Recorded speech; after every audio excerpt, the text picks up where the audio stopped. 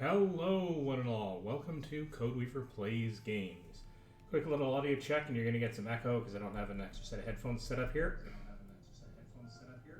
Yeah, okay, so that's going to be a thing, and I'm just going to turn down that backup audio. So I think, okay, hang on. This is always the jiggery pokery. Trying to get Chromecast plus OBS to work nicely together, and I think we've got a thing going on here. Okay, let's make this work. Well, while things are not broken, let's go do this. Okay, so first of all, I gotta throw my chair into my other cubby hole side room here. Gotta close the door as best I can. That's really, is that what we're gonna do here? Are we now gonna have a problem just fitting my chair in the side room? Okay, fine. That's about the best we're gonna be able to do. I don't have time to muck around with this, and I've got enough space in my room anyway. So, headset's on. Headset was on.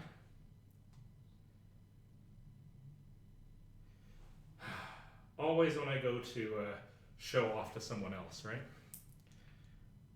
All right. We're doing this, as they say, live. I really don't want to quote that guy, but there you go. So we're going to do this.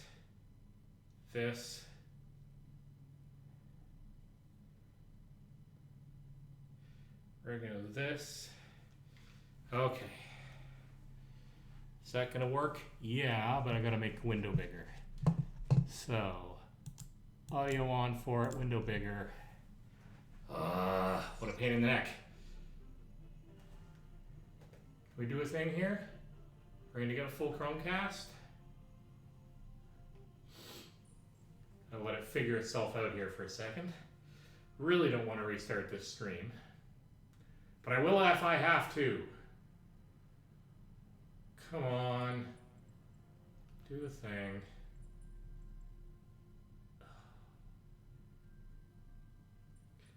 God, I hate everything about this when it doesn't work. All right. Stop casting.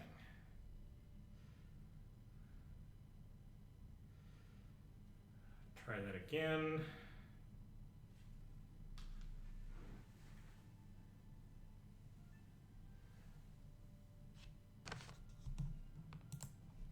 Every time I take the headset off, even momentarily, it seems to screw this up. Come on, guys, get this interface right. Okay, so here we go. Right back into the thick of things. We're playing a little bit of Dungeons of Eternity. Now, yesterday, I played some of Swords and Sorcery Nomad, which is a VR adaptation of a Swords and Sorcery title that ran natively on the Quest 3. This one is also running natively on the Quest 3. This one's called Dungeons of Eternity. I think in my preliminary attempts to play this earlier, because I was researching this for friends and family, this one's a little bit more polished for what I want to do. It's slightly less purely physics-based, but I think it's going to be a little bit more polished, and we'll see how that works out. Maybe it'll work, maybe it won't. This does have multiplayer, won't be doing that. Let's just hit is options, anything in here. We don't want to replay the tutorial. Actually, maybe we kind of do want to replay the tutorial, so we're going to go straight on into that. And I'm going to do this twice, one with the Quest 3 controllers and one with the Quest Pro controllers, starting with the Quest 3 controllers. These are the ones. Sure. I'm going to say don't allow for the moment because I'm not going to be doing anything like that. So, the whole point of this is I have a Quest 3 that I picked up. And they have really nice controllers. I'm going to use them, test them out in this environment. I'm sure they're going to be just fine. I'm sure they're going to be as good or better than the standard Quest 2 controllers. The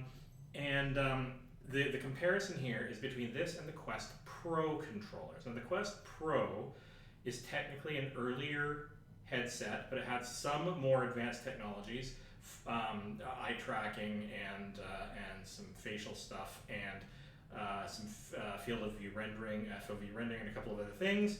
But more importantly, it had its controllers were self-tracked, which means they had the same technologies in the headset in order to be able to track their position in the environment so that they could track even if your hands crossed over each other, went behind your head, went behind your back, whatever.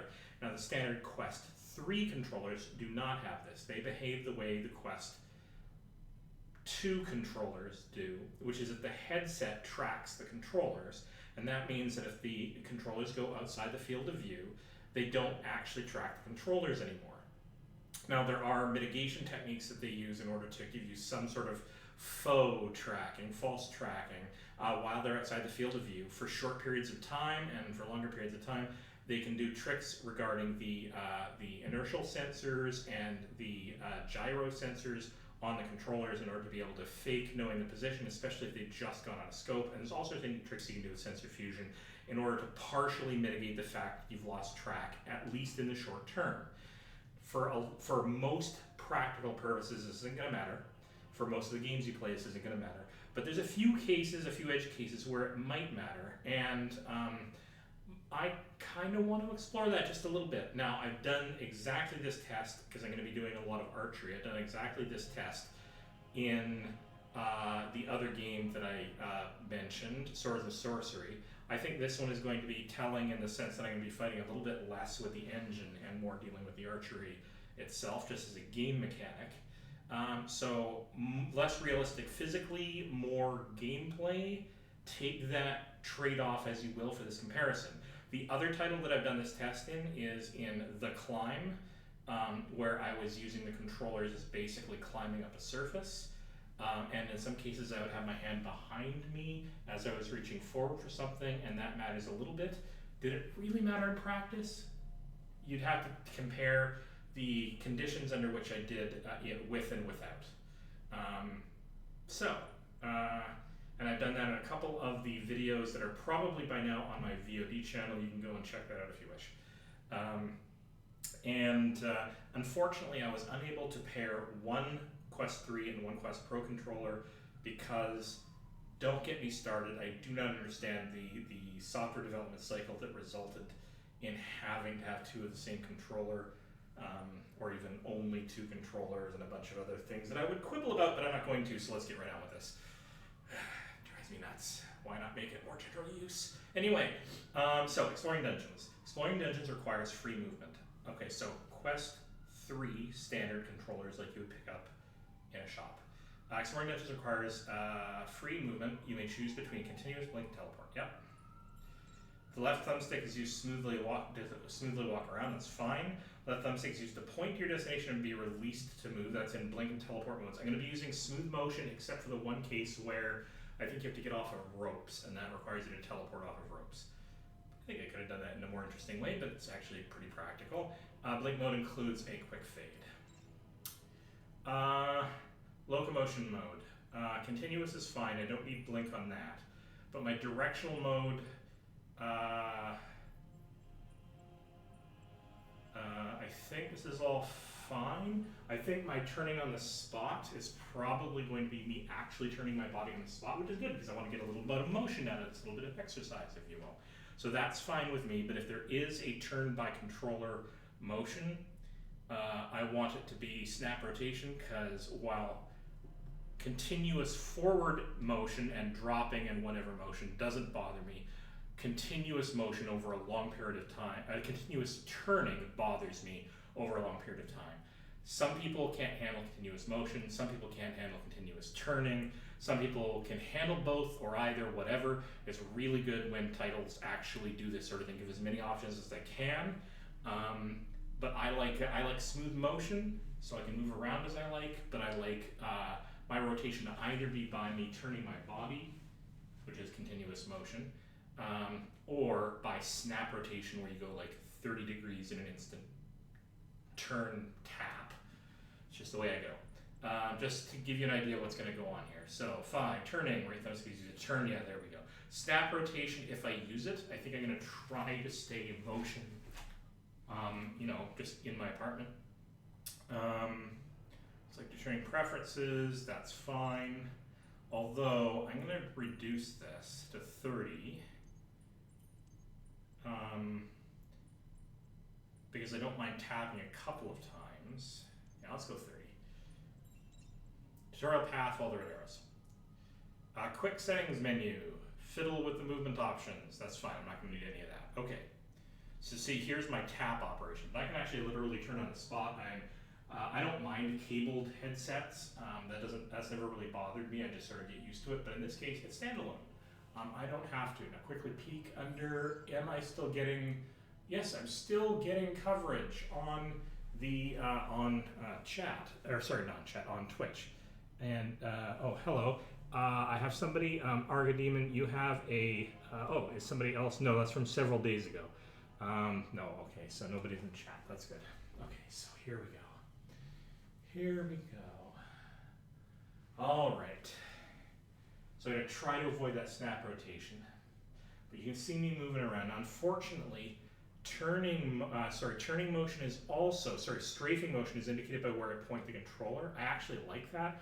That way I can turn my head sideways, but I can be looking forward. It's kind of the ski direction motion where you kind of turn with your hands. I like that primarily because I like to be able to do this sort of move in one direction but look in another, because that's what I would do in real life if I were walking down the street and I just turned my head. I don't want to swerve every time I look. I don't want to counter steer either. So another little bit of VR motion trivia. And not a lot of people, some people don't like that. Some people like going where they're looking. That has the advantage that then they're free to use their hands for whatever they want without, strafing around in weird ways. To each their own. All right, so let's go take a look. And I'm just going to take a quick look around here. They've obviously got a Christmas theme going on. This is very pretty. Hold A to sit. Okay. Oops. Hold A.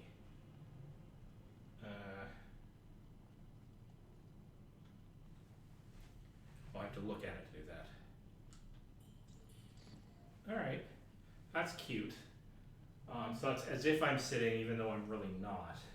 Although if I walk forward a little bit, I could if I wanted to. Oh, this is great. I have done this before. Get yourself aligned with a virtual chair in your environment, and then stick a real chair behind you, and then just sit back and enjoy being in a beautiful space. I haven't done that in forever. I may do that at some point just to hang out with all of you while I look around. How cool is that? You get a couple of people in here, because this is a multiplayer game. Get a couple of people in here, get them situated so that they can park their butts on a real chair that's aligned with a virtual chair, and enjoy being in a completely other space. Anyway, moving on. All right, so think, you can basically reach out, highlight a thing, and grab to teleport it up to your hand. It's a little bit immersion breaking, but it also means that you don't have to reach down and grab things. I'd like a limited teleport instead, because you can reach like halfway across the universe to grab things, but like this is ridiculous. But whatever. That's an immersion thing, has nothing to do with the game. Let's get on with this. We're gonna follow the red arrows to go through the tutorial. I just love it when I can get into a semi-new space and just... I'm in my apartment and I'm in a castle. I mean, it's great. All right, so. Welcome to the Outpost, Explorer. Your voyage across the vastness of space has proven successful. Before we begin basic training, let us review our mission. Okay, mission. Legina, our homeworld. Not long ago, the Nomadic made a haunting discovery. A cataclysmic cosmic event which threatens our very existence. Oh, A star in a nearby system is approaching supernova. Its demise means the destruction of our homeworld. ooh, that's bad. Okay. There may be hope. Nova Gill detected high levels of cosmic mana emanating from one of the planets orbiting the dying star.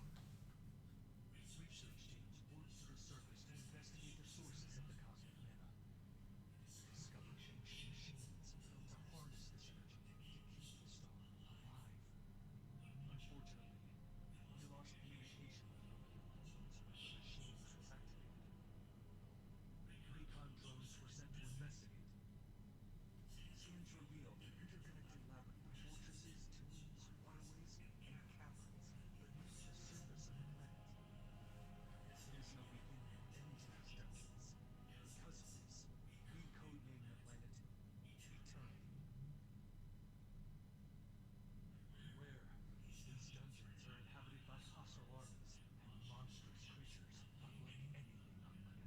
Woohoo, dungeon crawl. The weaponry found on this world is wedded to the dispatching of hostiles.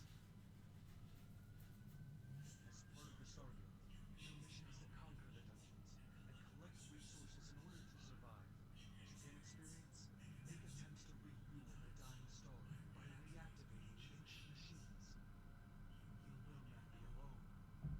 More Starguild explorers are traveling to eternity, trained in this effort. Sweet. Together with these heroes, survive, save our homeworld. Basic training in the ancient ways is required before exploring the gates of eternity. Continue to the combat training area to begin. All right, sweet.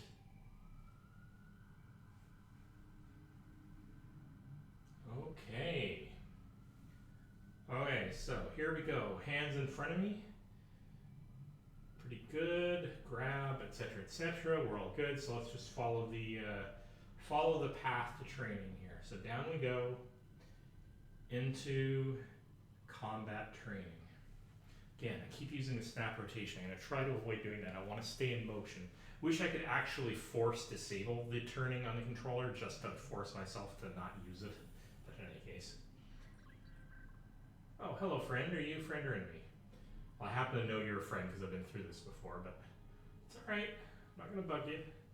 Alright, so unholster weapon. Melee weapons are stored in your waist. Reach down and press grab to near the weapon to unholster. Okay. That's crew. True. Can put it back. Bow over my back. See, now that is more fluid than I had in the other game. That feels more reliable, even though I'd like an actual indicator to say when I'm in slot, which was one of the things I complained about in the other one. It was inconsistent about that, but anyway, neither here nor there. Holster by releasing grab near your waist, drop weapons, that's fine. Try performing several swing attacks. A successful hit is determined by range of movement plus force of strike, that's fine. Defend against the enemy melee attacks by performing a parry, alright. Time your block to open a striking opportunity. Defeating enemies requires landing good hits, timing, and evasion. Your skills will improve over time. Alright. Defeat 3 enemies in the combat training simulator to continue. Okay.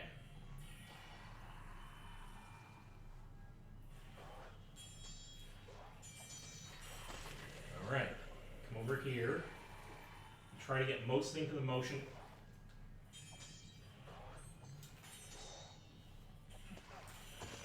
I did get hit there.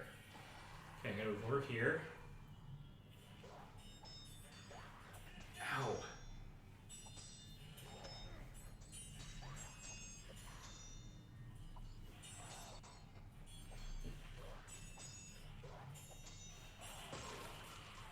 Okay.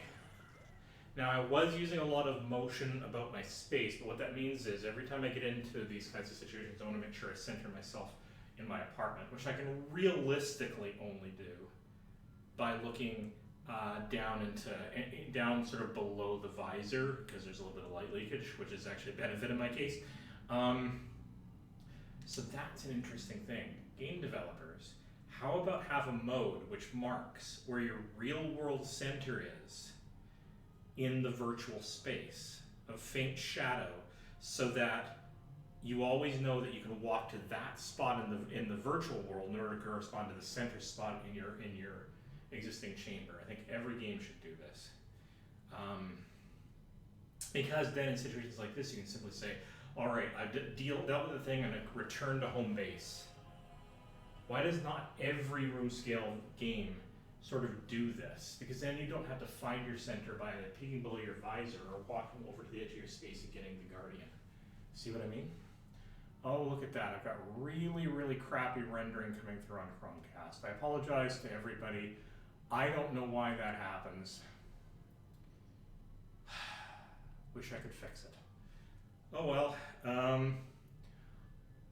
I'm willing to bet it's because technically this is broadcasting outward a fairly high fidelity image. It's not able to get through my network fast enough and then over to my computer fast enough. And that kind of goes along the lines of I need both a faster router, because mine's a few years old, and a faster computer because it's a few years old, at least in terms of the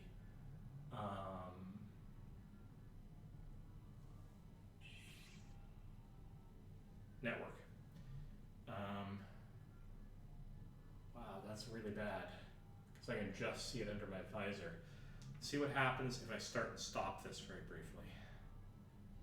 Not the entire stream, obviously, just the casting.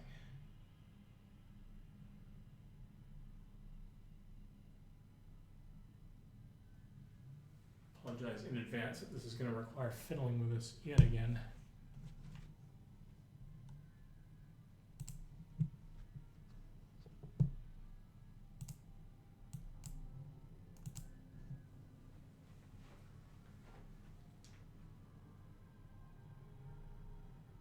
Alright, let's go through training again, see if we can get some slightly better footage. Okay, so that's melee weapons, but I don't want to do melee weapons. Let's go over here and do long range weapons. Range weapon shields and magic stash is stored behind your back. Reach behind your back and press the grab button, alright? Great. Right. Now while you have that, okay. While holding the bow, grab an arrow off of your back using your opposite hand. Bring the arrow to the bow to knock, yeah, just like the other game.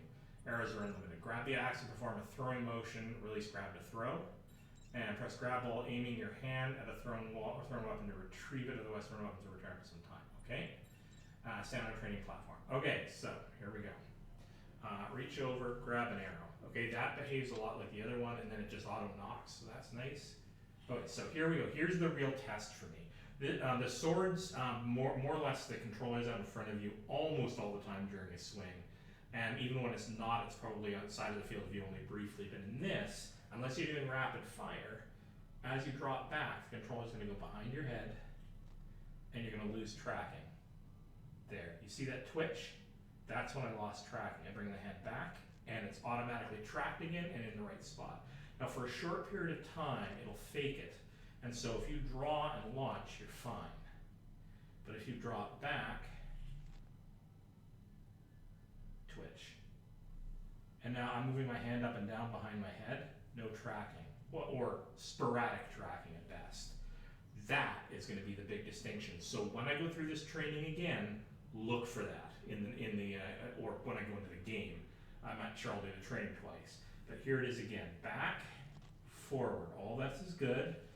Sorry, and look at this, back and behind my head and going up and down, and everything's fine because it's using other technology in the controller, but it's not self-tracked. But if I go back here long enough, and now it doesn't track anymore until it finally catches a bit of camera by me going like further away from my head sideways or whatever. So here we go. Okay. Now I have a similar problem that I did last time. I got to adjust for the fact that that I have to aim a little bit to the right of what I'm doing just because of the, where my eye is, because I'm not trying to look right down the arrow because that's not realistic. So I'm doing basically like I might do in real archery, although I don't do real archery very much, very rarely.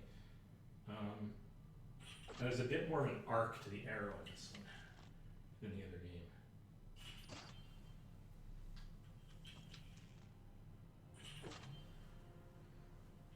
Score 100 points, all right?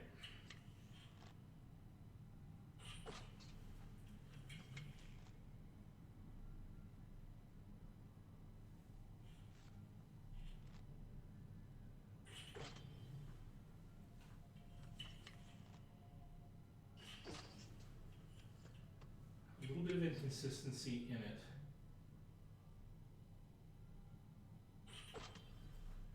Going arcing high when I don't mean to, and that could mean that I'm actually aiming upward.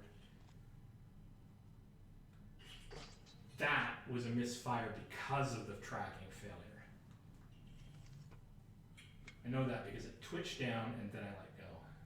So, here we go. So if I'm aiming roughly forward, draw back and quickly release. Not bad. Draw back, release. Better.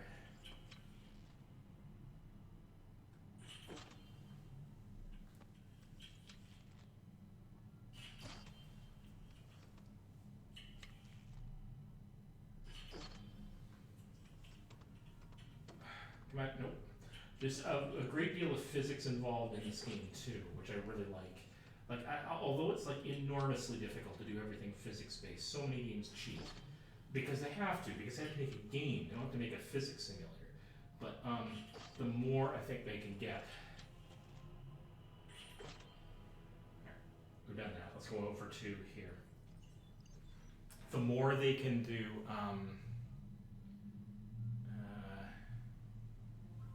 Which side was it? This side? No, that's sword. It's this side, but I want to throw it into this hand because this is my primary hand. All right. I'm going to stand sideways. I'm shocked I hit that.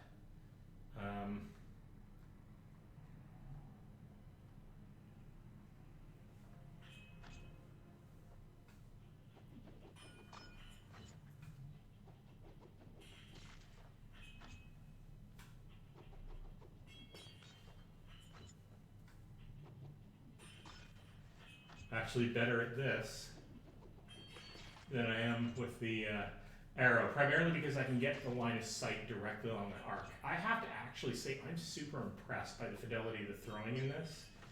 Throwing is enormously difficult to get right in VR because the time at which the controller is least accurate is when you're doing high-speed motion. And there's latency and other wacky factors involved.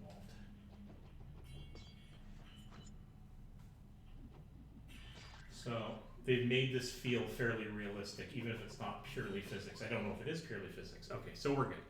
Activate target practice. We're done here. We're not worrying about this. Really activate target practice. Oh, fine. I think I have to throw combat basics range. No, okay, so we've done that. Actually, good game design. I was able to play the game before it actually activated, but it didn't matter because who cares? It's only training. All right, sprint and jump. When moving, press the left thumbstick down to toggle sprint. Not available for blinking teleport modes. That's fine. Press A button to jump. Okay, A button on this side, sprint on this side. That makes sense. That's fine. So there's sprint. There's jump and sprint and jump. Okay, I'm good with that. So we're, whoops. Turn on the spot, make sure I'm in the center mirror. Yep, all right, turn on the spot.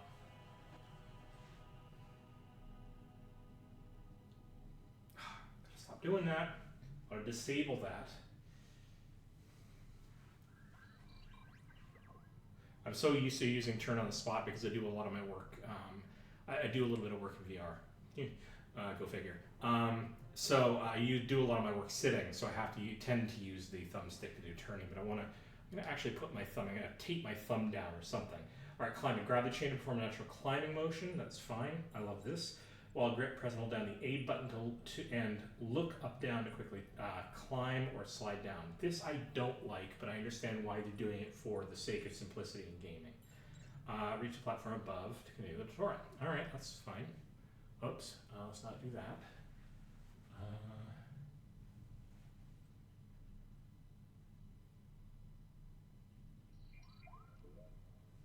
Where is the rope?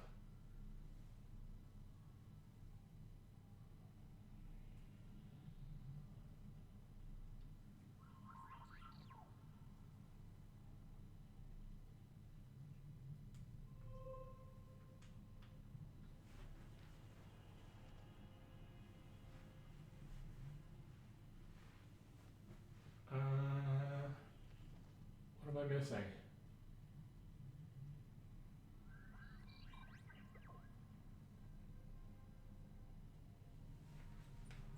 I mean, I'm sure I meant to get up there, but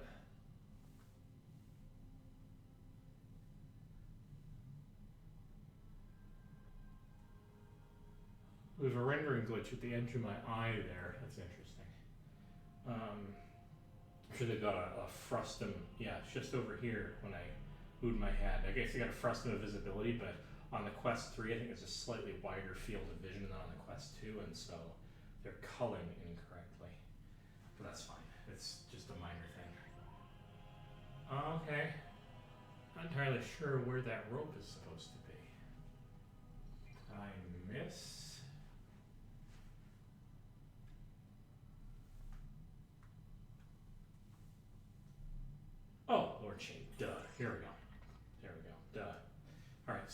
what I would prefer to do, oh, that feels nice. That feels a lot like the other game, except it's a little bit less janky on the physics. So that's why I think this game is a bit more polished at this stage than Swords and Sorcery. There's still clearly physics on the fingers. I'm just moving my hand into it. They're using some partial ragdoll, powered ragdoll, in order to make this feel like I'm stroking a chain, and all I'm really doing is rubbing my hands into it, which like that's good use of physics, but still being constrained. Take notes. This is the right way to do this. Like, this is great. Oh yeah. All right. So then we can grab, and this feels just like the other game, but it says that I can look up. I can press A and look up, and I climb, and I don't like that. I'm sure it makes for a very compelling high-speed game experience, but I prefer just to do this. And that says press left right thumbstick while aiming your left right hand at the desired landing position. Release the stick, dismount. So with either hand, I can just go point. This is like the point and teleport mechanic for general motion. The thing I don't like about this is I could probably do this. Yeah, see? And I kind of don't like that. I would prefer to leap off of the chain like they do in the other game. Now I know that comes with different problems. Personal preference.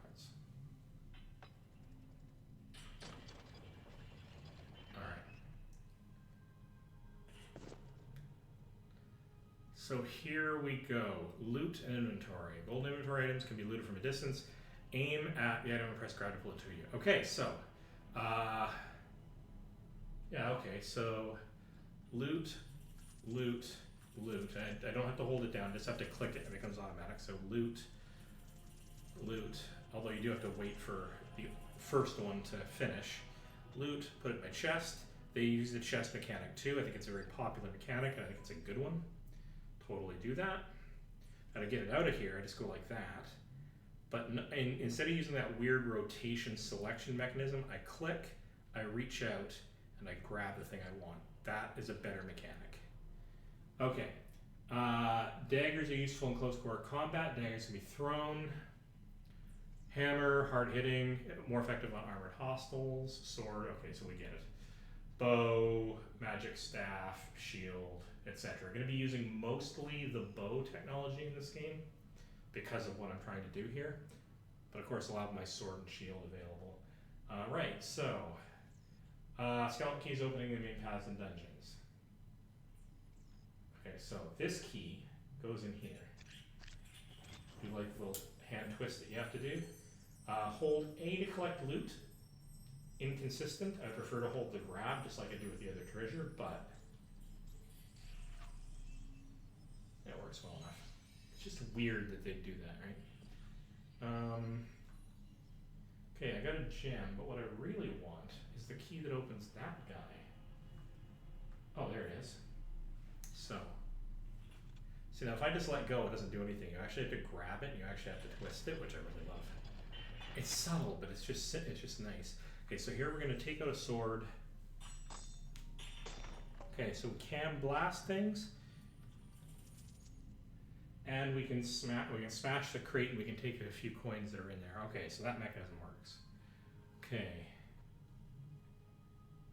Oh, all right. Let's bring an item to your chest. Smash barrels. Health remaining gold counter visible in the inner wrist, just like the other game. It's also a good mechanic. The lower the health is, the more hands will go red. I don't blame the two games for using similar mechanics. I'm not in favor of games claiming they have some special right to a mechanic. I think that's ridiculous. I fully embrace two games using the same mechanics, but having other different gameplay mechanisms if the mechanic is the one that makes the most sense. And I'm all for both games doing something very similar. Because that shouldn't be the nature of the game. That should just be the way that you get into the game. The lower that your health is, the more your hands will go red. Grabbing the lid off, press the trigger button to pop it off, drink to use. Smash a large potion for team sharing. Okay, keys open lock doors, gates, yes, okay. Loot and inventory, alright, so on we go. Doing more of that snap stuff, alright. So we're going over here. And we're going out the door. All right.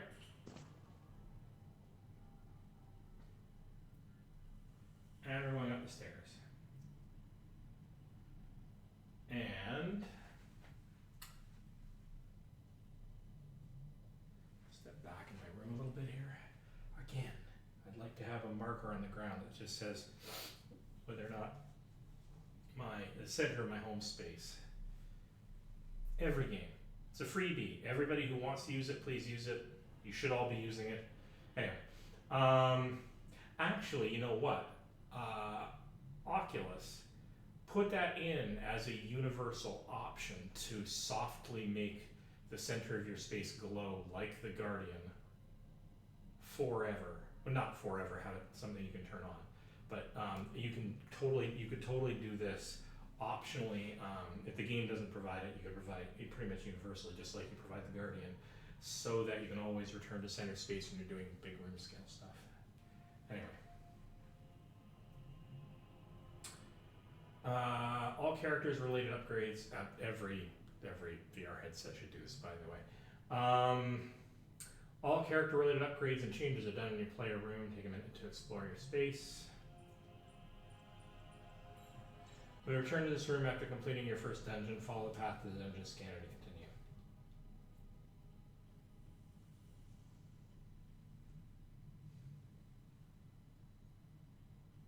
Fabricator, great. So we can like upgrade stuff. We can use exo points. Don't know what any of this does, but that's fine.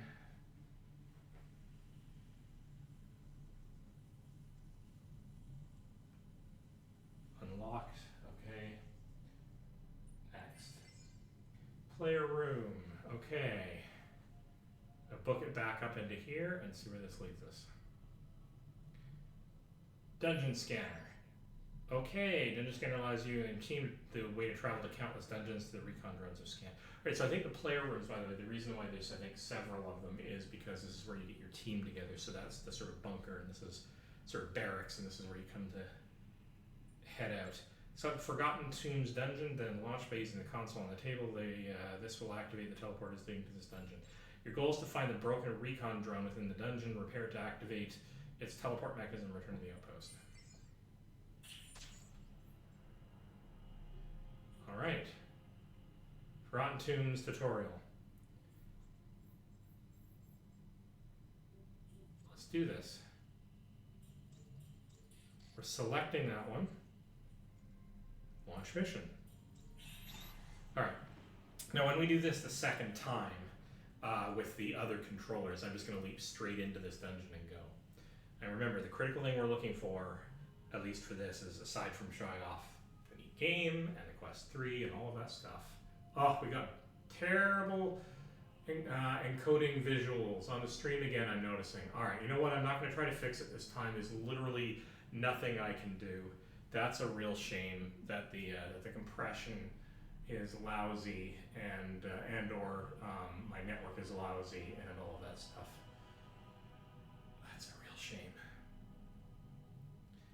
I wonder if I can force it to reset by.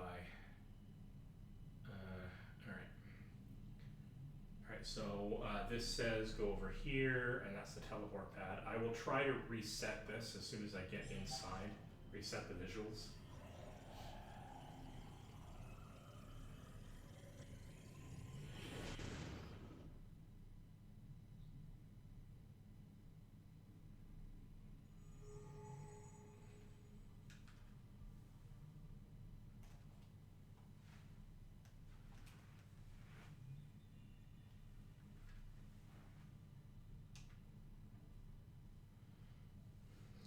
Let's try to quick settings, cast, stop,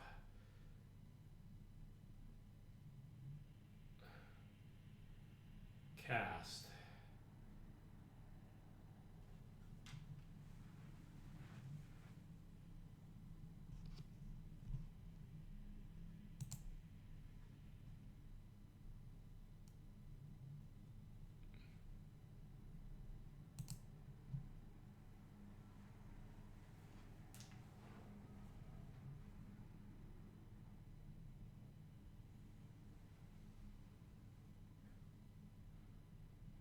For at least a little while, the visuals are okay, which suggests to me, quickly look around, spend a little time quickly looking around, which suggests to me it's not my network and it's not my PC. Something goes hinky with the compression or something in the casting. Don't know when that happens. If I look around really quickly, don't know. Do not know, and there's nothing I can do about it. So you'll just have to live with it, because the visuals aren't the point of this anyway. Although it does make the stream a little more janky, and I really wish I could keep it good quality for all of you. All right, so moving right along. Okay, so we are going to prepare ourselves. All right.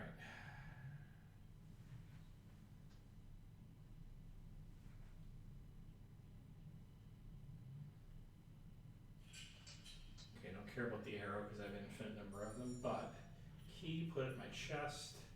Potion, put it in my chest. Okay, can't beat that up. It's good to know.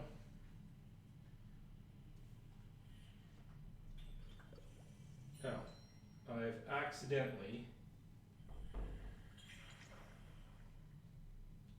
I don't know if I even remotely needed that, but I accidentally popped the cap on it instead of the, all right. Here we go. Yeah, I lose tracking on that arrow quite easily. So my best option here is to not pull back until I'm ready to do that.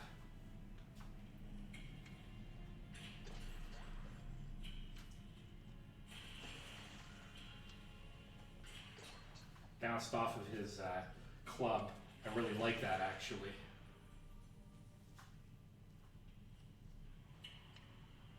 Where are you coming from? There.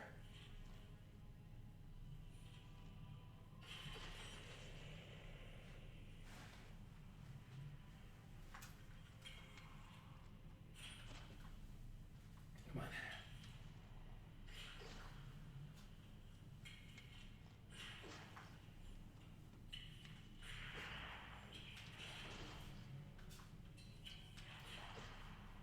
Wow, these guys are tough.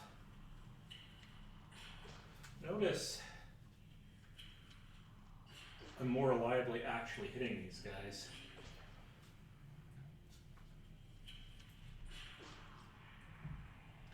Okay. Then in the other game, don't know what that means. Wow, I do not have a whole lot of damage with the arrows here. Maybe if I got them right in the head. Nope, that did not work.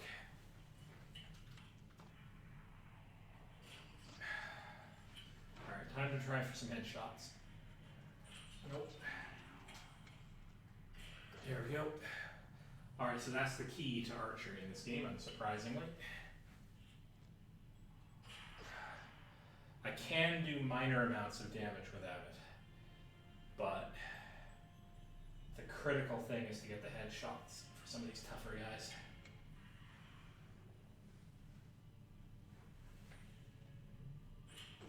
Oh, crap.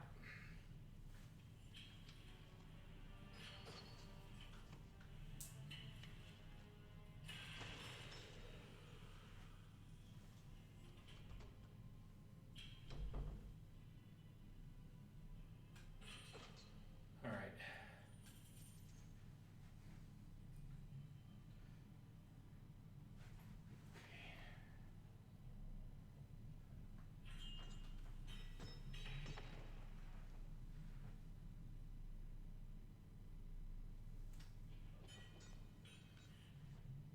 Nope.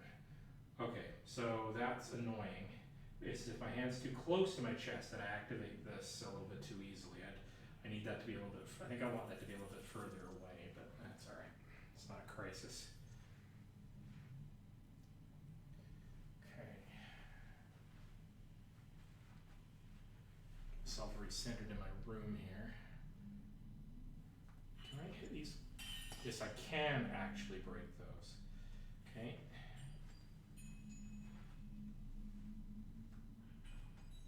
I think those are like mana crystals, and I'm not doing any magical stuff, and I'm not going to It's not really my focus to learn that.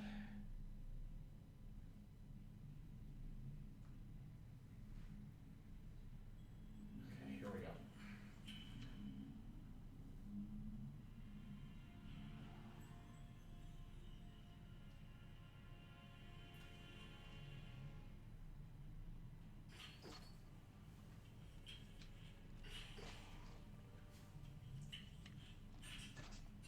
Oh boy.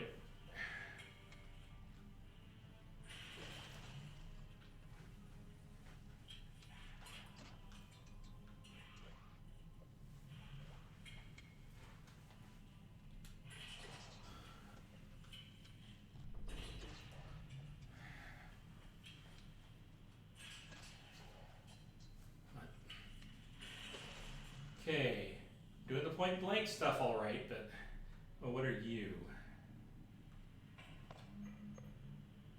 Oh, a map. That's cute. I use my map, but we're going to find that out later.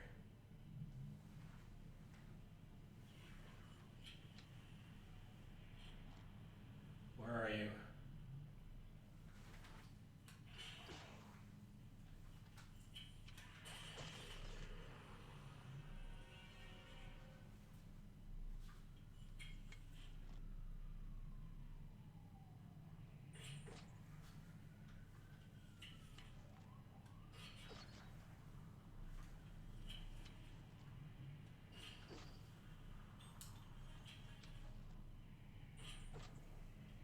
Still haven't quite got my bead in on sighting down the arrow.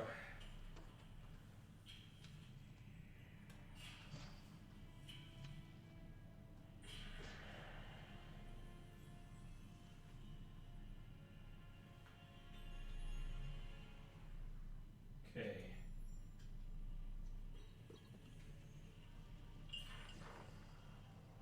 Don't know how if I actually needed that, but there it is.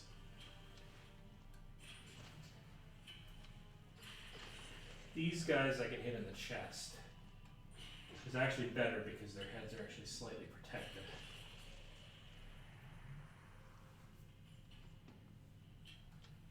Now again, I'm doing most of my draws quickly, so the controller issue isn't really that big a deal. Alright.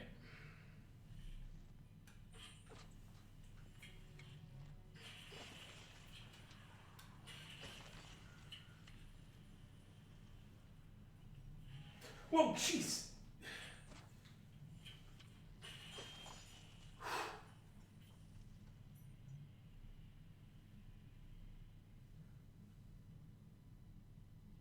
Can't go there.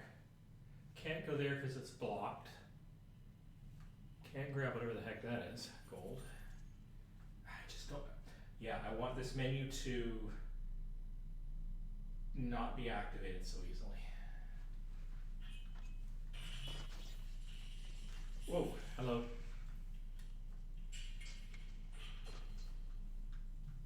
Forget it. Or not. Let's actually not do it that way. Okay, one shot tends to kill those guys, but I bet you I'm nicely poisoned now. What am I doing? I'm at 67%. Alright.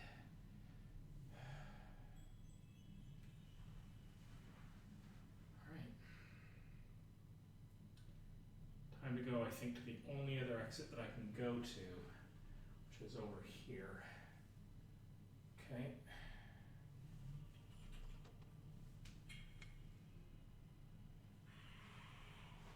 Where are you? Come on.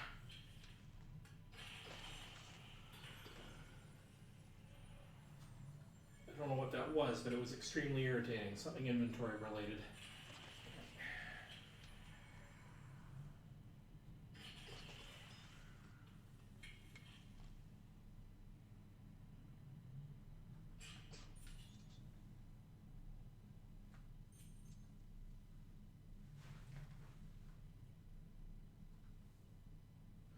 Yeah, so I accidentally triggered one of my inventory. So here's the problem. This toggles, but then it's in front of me in a nuisance and I can accidentally grab stuff.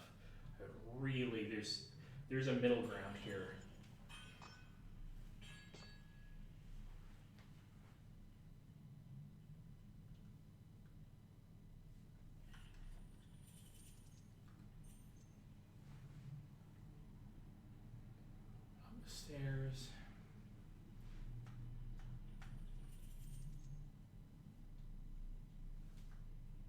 See, here's where, okay, so there's the problem.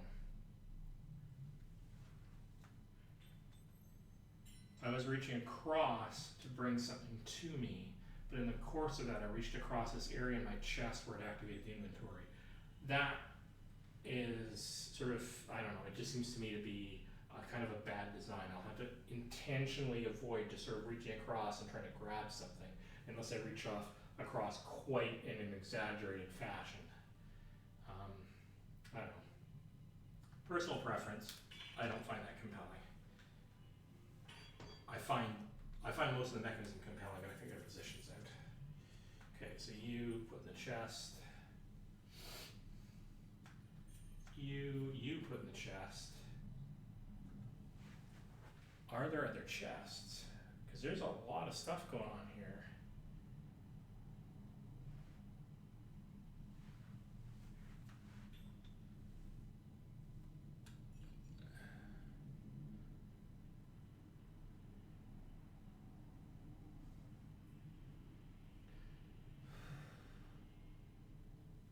So that's my get into the next section. All right, well, I'm going to basically just go, so that's the skeleton key, that's the chest key, grab the skeleton key. That gets me into this next section.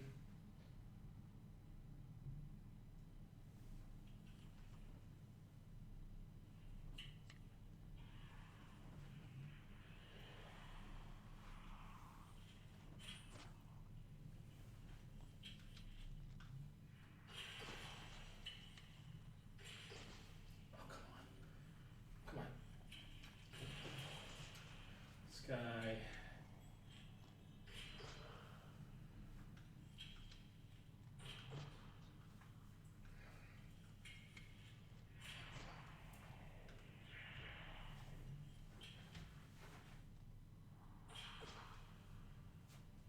Come on, come on.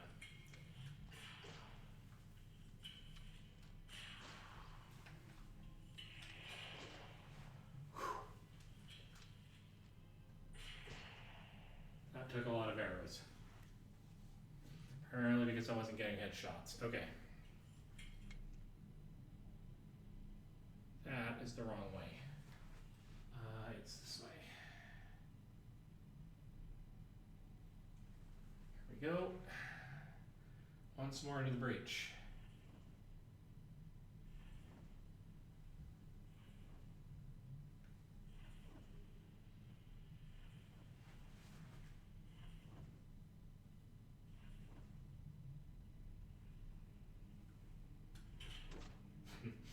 All right. Reach in here, grab one of these keys, into the door, twist, grab the door open, see what's in here. Need another key to get into that. Okay.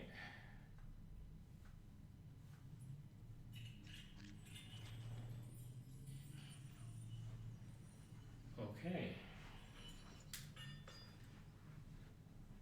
Okay.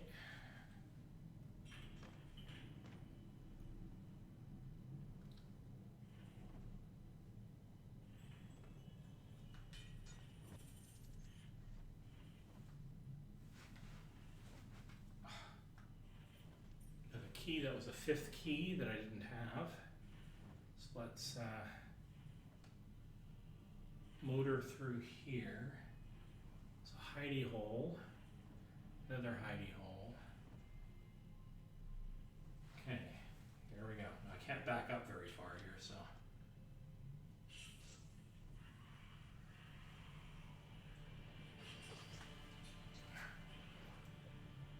Oh great, okay.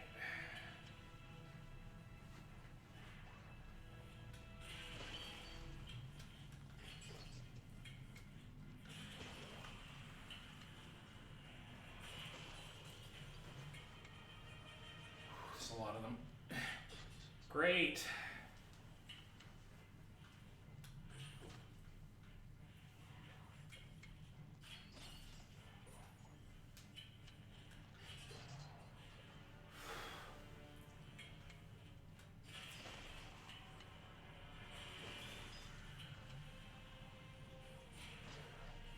Oh God, okay. please go away, inventory. Okay, I'm finding that my inventory comes up even when I reach over my shoulder if I'm doing it too quickly.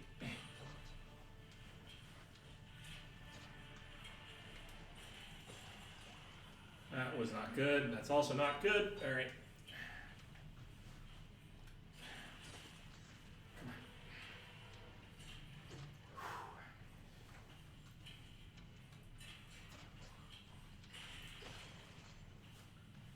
Come on.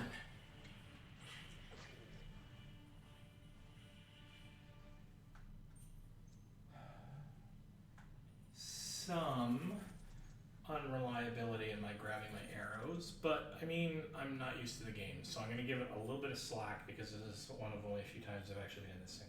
Alright, we're going to pop that and immediately drink it. Okay. Looking around the room, seeing if I can spot anything. That got me moving a little bit, not going to lie.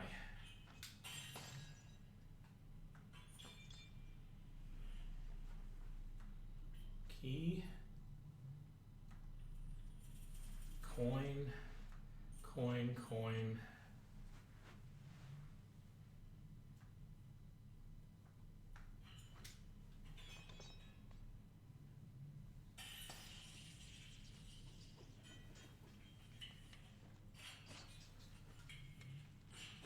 Come on.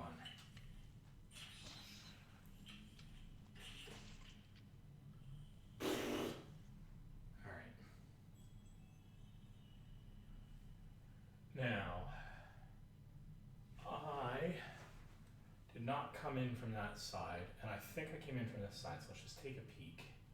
No, I did not. I'm going to go in this way.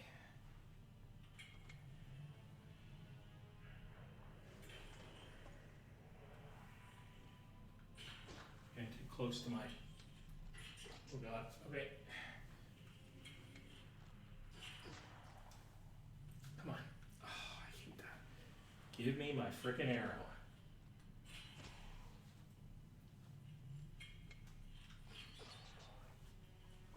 Okay.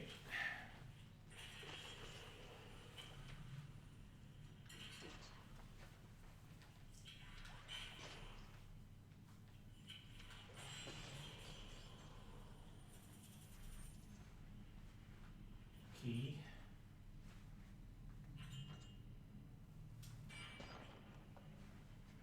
Okay.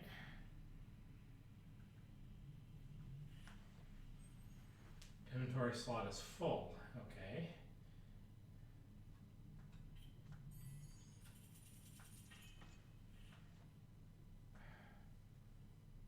Still at 100%. We're still doing okay. Let's drop down here.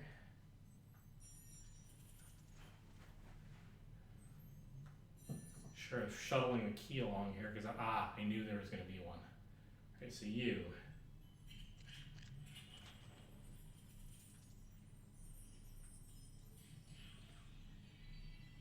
Found an ice bomb. I found a common candy cane. Oh, that's cute. Okay, I'll take it. Whoa.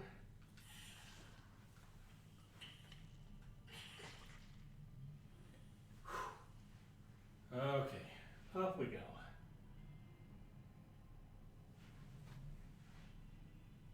And we're going out the door. Alright. Now we did this one.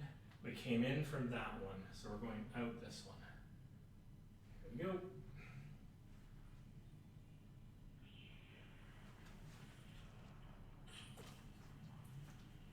Come on.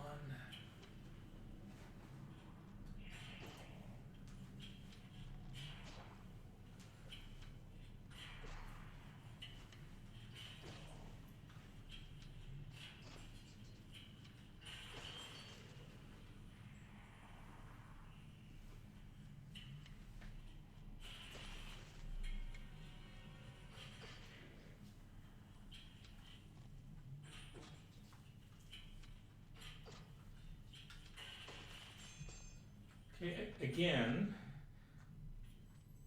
inventory slot full, great. Again, I'm not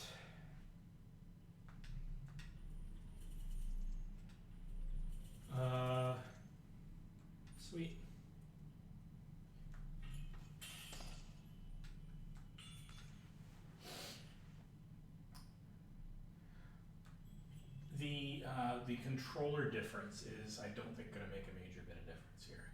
All right, you know what I'm going to do? This has been a long enough demonstration of this at this point, and I want to be able to finish this in a sensible amount of time. So here's what I'm going to do. I'm going to try to swap controllers while I'm playing this game.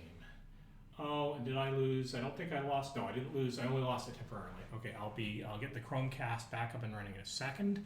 So I'm just going to talk to you briefly as I fiddle with my controllers. Unpair.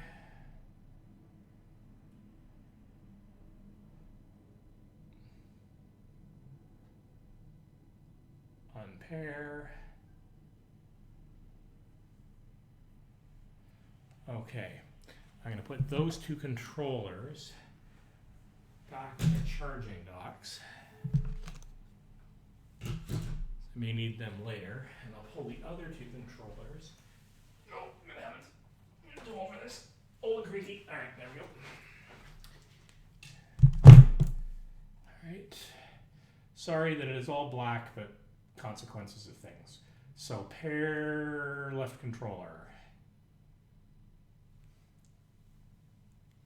Get my left controller here.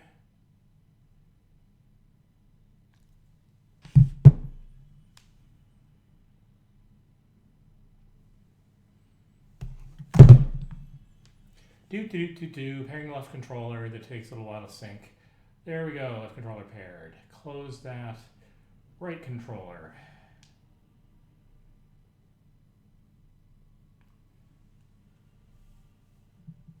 Okay, while it's figuring that out, where is my cloth? Let's take my cloth and let's run it past the cameras on the controller. Yeah, come on.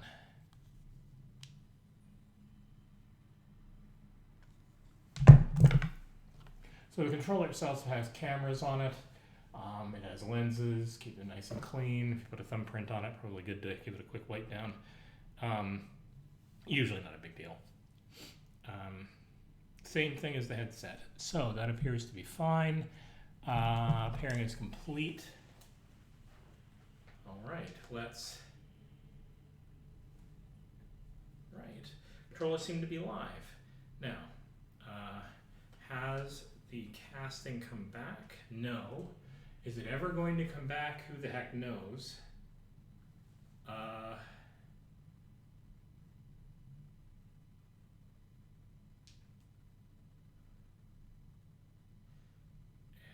It's extremely unreliable once it, like in terms of coming back. Once it stops being able to, I don't know. There's something about you taking off your headset that it temporarily badly disables things. Don't get why they make this so difficult. I don't think it benefits anybody. Certainly doesn't benefit your average user to make this complicated.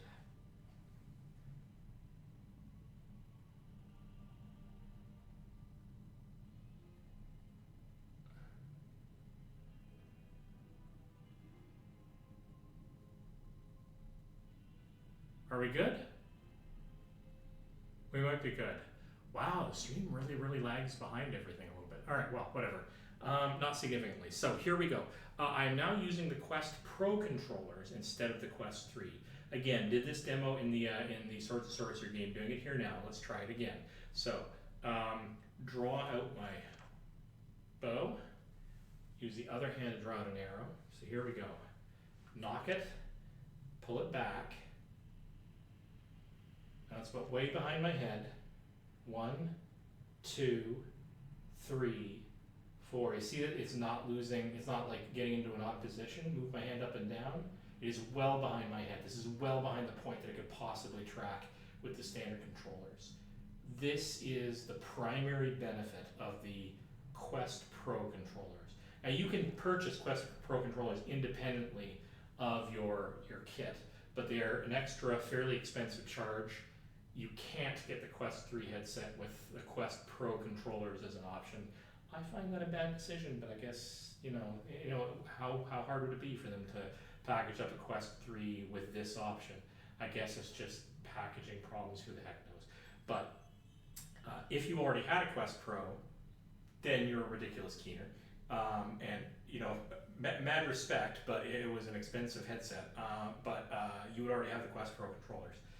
I got myself a Quest Pro head kit, and it's currently sitting on a shelf because I wanted to try out the Quest 3. But I had the controllers. You can buy them separately. The only major advantage to them, which may or may not be an advantage in a lot of situations for you, is if you put your hands, if you have situations where your controllers are behind your head or behind your back or overlapping one another, they can still track because they independently track themselves. They are not dependent on the headset.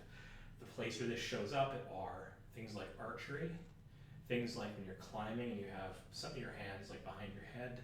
I can imagine there's a few other situations where if you want to get a really good quarterstaff swing or something where your hands are sometimes partially behind you, or you do a broad sweep but you have your hands obscured for a while, those are the kinds of situations where it's really going to matter a lot. But this, I can't trick this unless the whole controller loses tracking for some reason, which is really unlikely. This is all behind my head. So, will this matter in practice? My answer to that is almost certainly going to be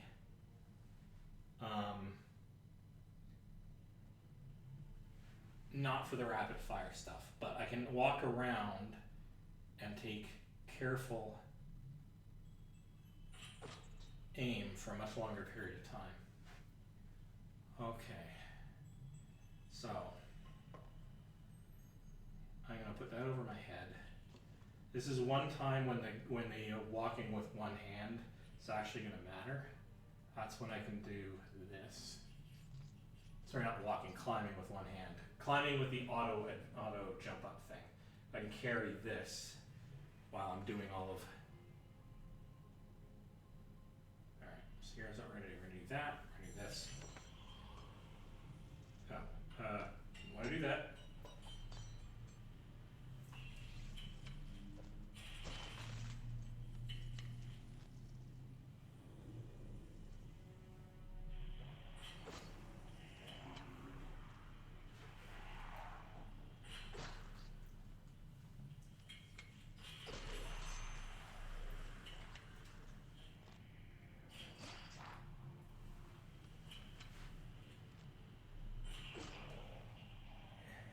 Interesting though, if I grab this and take the arrow on this side, I'll mount it in the, I think this is called the Eastern style, where you go on the outside of the bow, and if you knock it this way, it's the Western style, which is where it's on this side of the bow, and they have different advantages.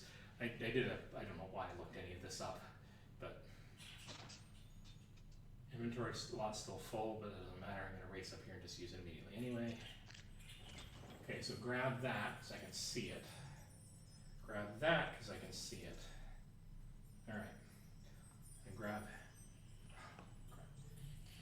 Again, problem is, A button is jump everywhere, except when you're grabbing stuff out of there, and it should be the grip button, just like every other gold grab thing.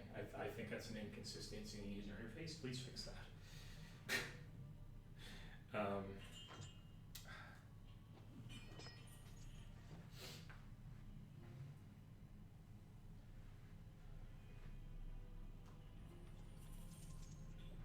Okay, did I take any damage? No. Can I put this in here? No. So,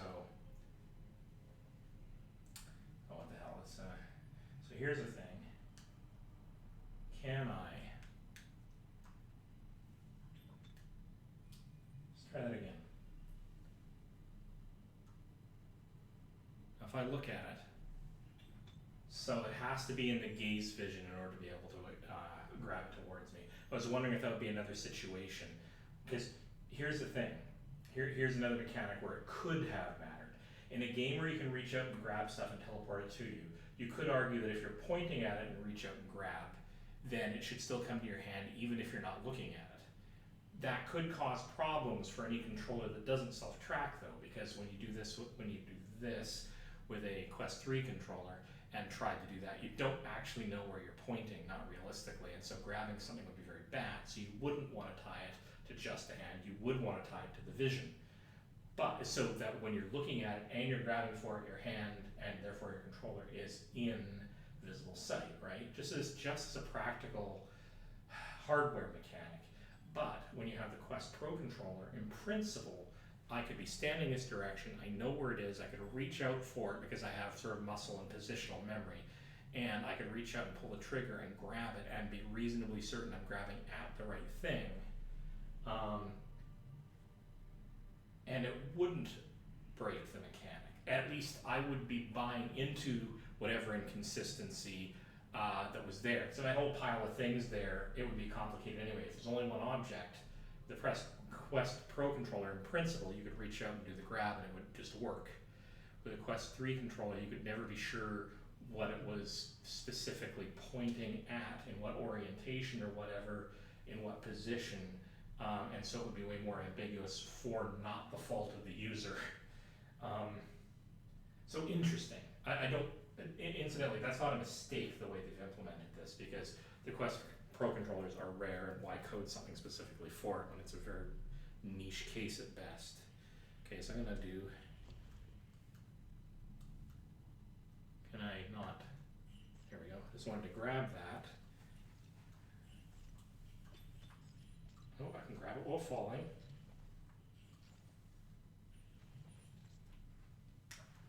Alright, let's go do a thing. I'm gonna do the rest of this mission until I die, or until I get bored. Ow.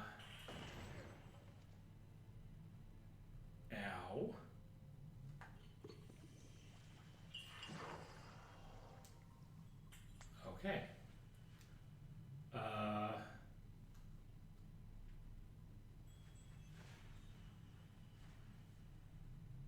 So this is where I came from, basically, with the Quest Pro controllers, just to see how it works when I get into more combat. Alright, this is the big combat moment from this level. This is where I pass or fail. So here we go, ready? Is it gonna matter? I'm gonna guess not really, not in practice.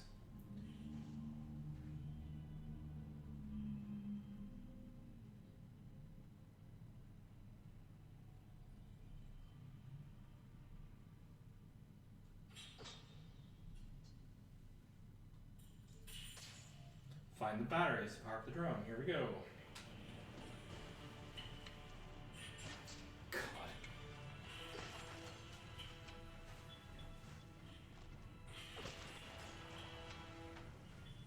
Nope.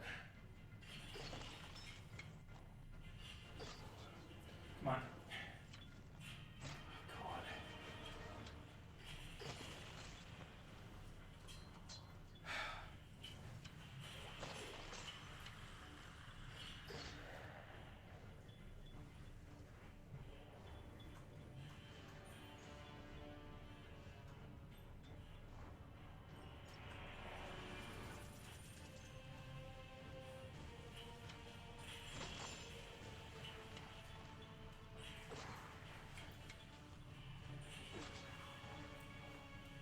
Come on. All right. Here we go.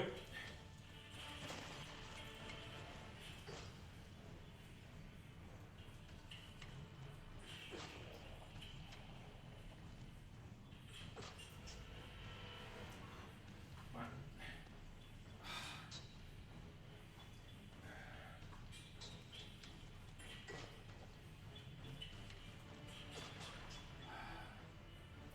Heck with this. These guys are annoying.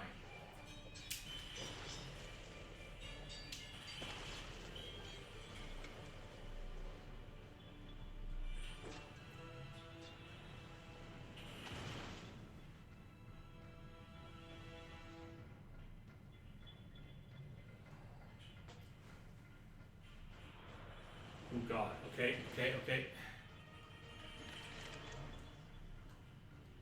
That's another one of them. Okay.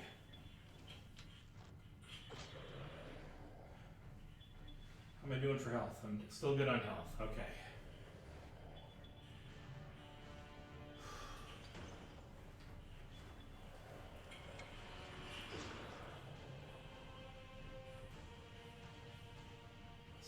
healing potion, which I don't need just at the moment.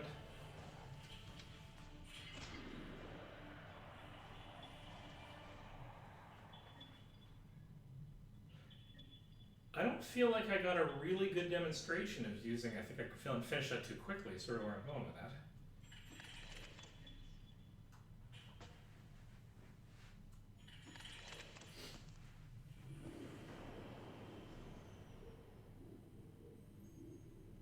Get to the teleport zone. Alright, so we're going to go into the teleport zone.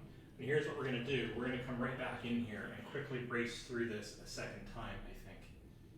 Or at least a chunk of it. So I don't feel like I gave these controllers sort of a good test case. So,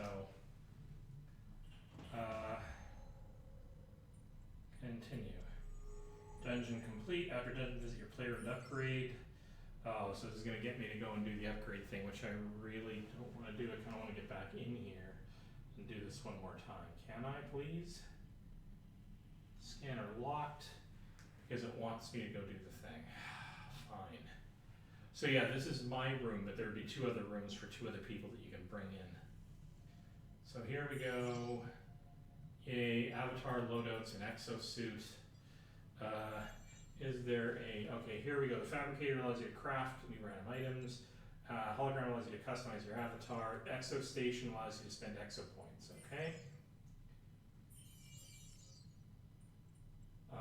Perk info. Lots of perk stuff I don't care about. Not right now. Fabricate potions. Actually don't need these, I got a million of them. Fabricate gear.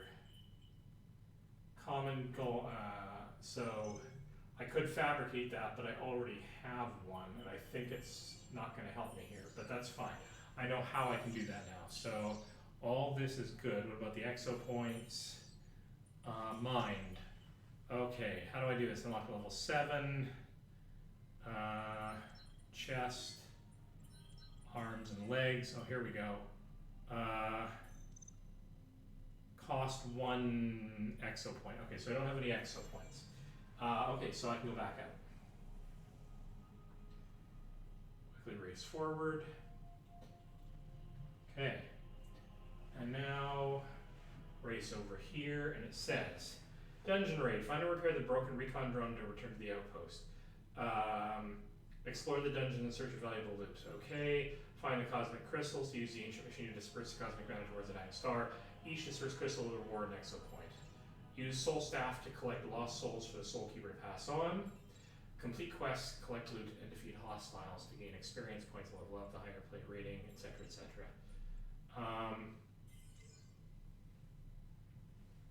Okay, that's great and all, but what I really want to do is go back in here and rerun that level if I can. That's the Forbidden Lair, I think. Or is it the Forgotten Tomb? Yeah, that's the tutorial. So I can go back into this one.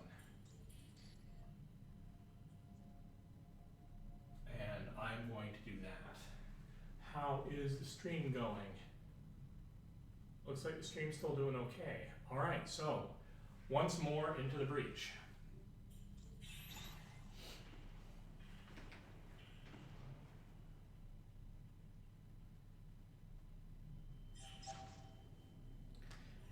And I'm only going to do part of this because you've already seen it, but I kind of want to get a better sense of how the bow interactivity is going. Now again, I've done this a little bit unfairly because now that I'm a little bit more used to it, I'm now using the controllers that I think will do better. So there's a little bit of a bias there, but we'll just play that by ear as we get to it. So, okay. Right, grab a key, grab a potion. Inventory slots full all over the place, that's fine. Health is at 100%. I'm not in this for the gold this time, I'm just in there to kick butt and take names. So let's kick butt and take names.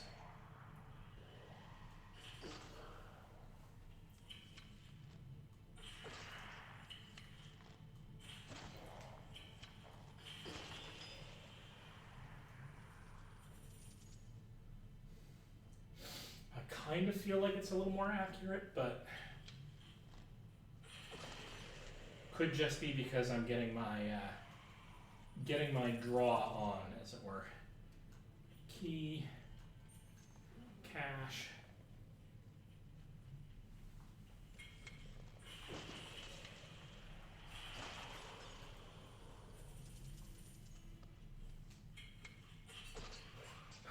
I really love the fact that it's physically blocking my arrows because I'm hitting the bloody axe. Isn't that a thing? Alright, no inventory slots full.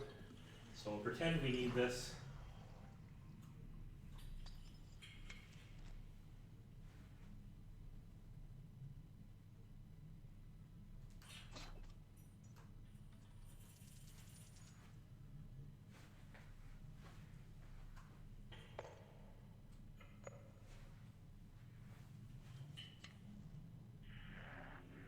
Where are ya?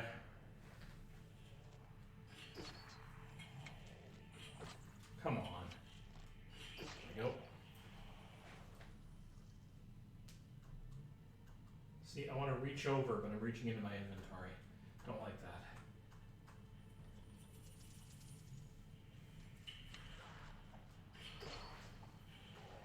Ooh, hello.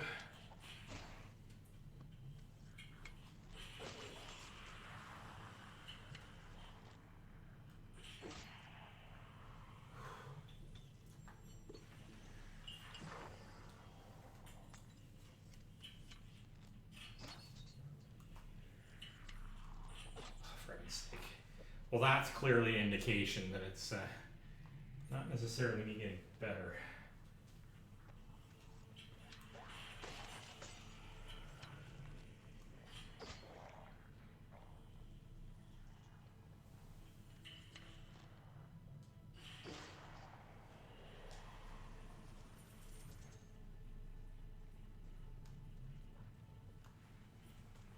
Ooh, hello. Oh, I'm having a moment. Having a moment because this is one of those failures of the mechanism whereby I go where I'm pointing my hand because I had my hand cockeyed and I was thinking I was going to go where I was looking. So this is the point where my chosen go where I move mechanism actually failed me.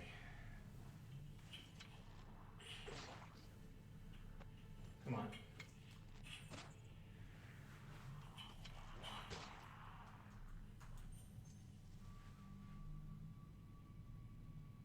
Okay.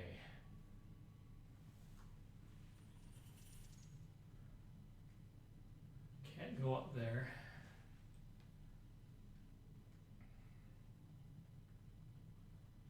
That is not, actually that is one I could go into, but let's go into the other one. Okay, I can't go into that one. I can go into that one eventually, so this is in fact the only one that I can get into. Okay, so let's do this.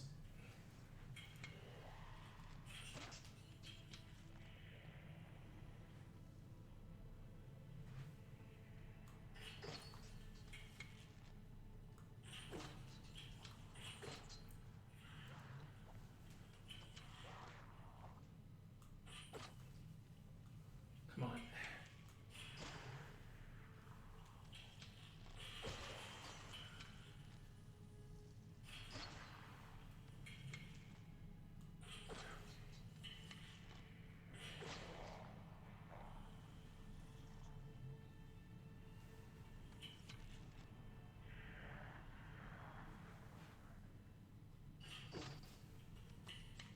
Can I get him coming down?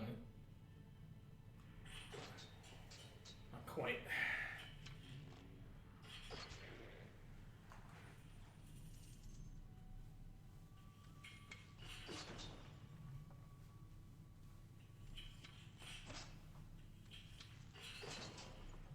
Okay.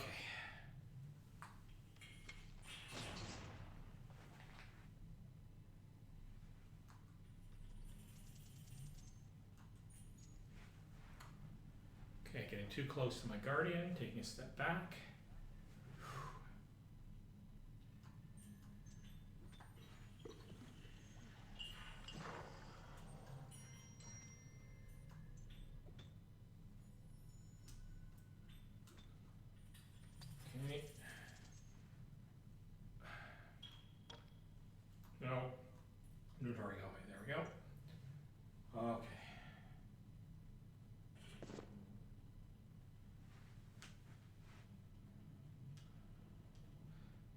think I'm getting to the point where I'm going to call it a night. Because I've already been through this once. It's just so much fun though. This key, put it in, turn it.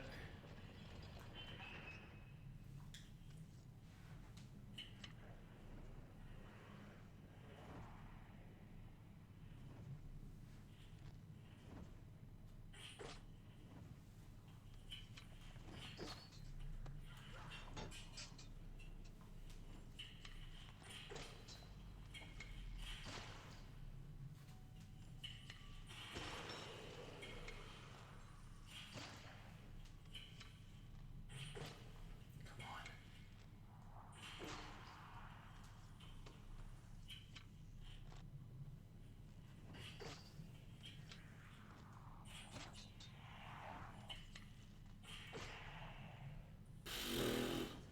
I've got some inconsistency in the way I'm holding my arrows. That's part of why this is a problem.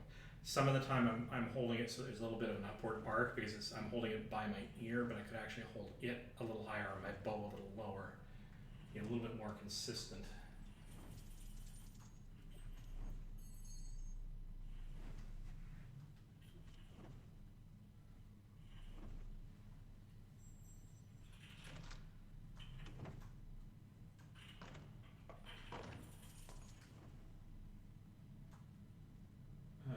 Key into thing. Yeah.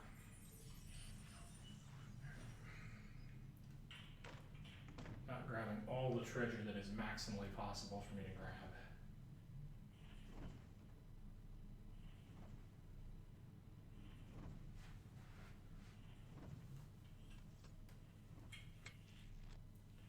See, I need to have consistency here.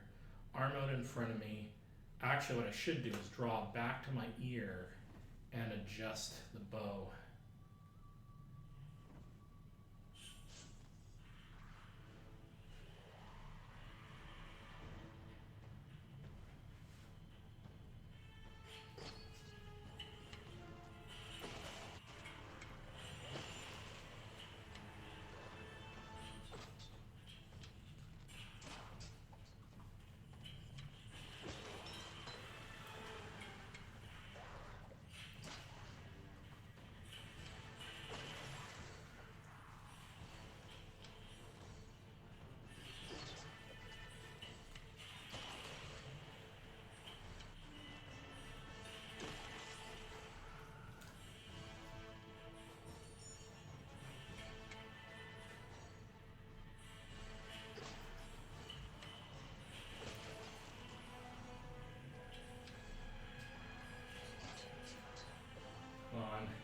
Wondering, gotta get back to the center of my room here.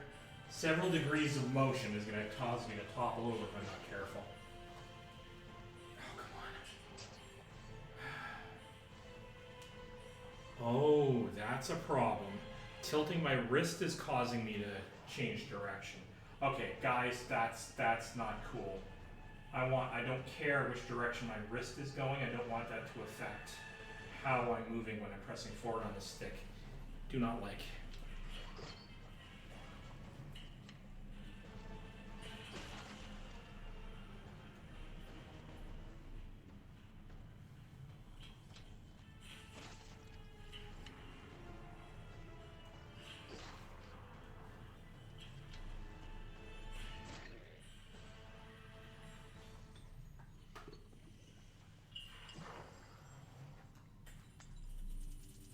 All right, I think I'm going to call it there.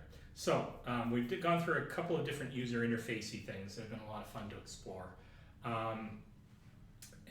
Some things I don't like about the way they designed this game in terms of the controls, but that is a personal preference. Like if I'm going forward, you have two major modes of locomotion. If I press forward and then I look left and right, that can change your direction on some games. This one has the option of that. The other thing it has the option for is push forward on the stick and it goes where you're pointing. But they haven't provided an option to whether or not to switch off twisting the hand causing a difference in direction. To me, maybe there's some people who like that, but it means that turning one direction is harder than turning another. It shouldn't, I don't think it should be either. I think it should only be forward direction that influences that. I don't know why they made that design choice. Very, very strange. But other than that quibble, which I could get used to now that I realize it's happening, this is a really kind of a nicely polished game for what it is. A simple dungeon crawler. I'm sure that contains lots of interesting traps and mechanics and a lot of stuff where you could get involved with more than one person to help set up some really good plays. Love the game. Point with the controllers.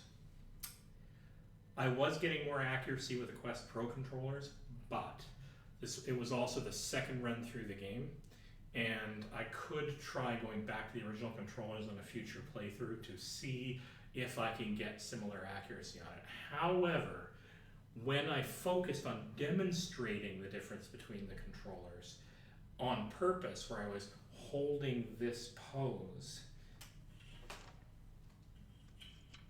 this is something you just cannot do with the Quest Pro controllers.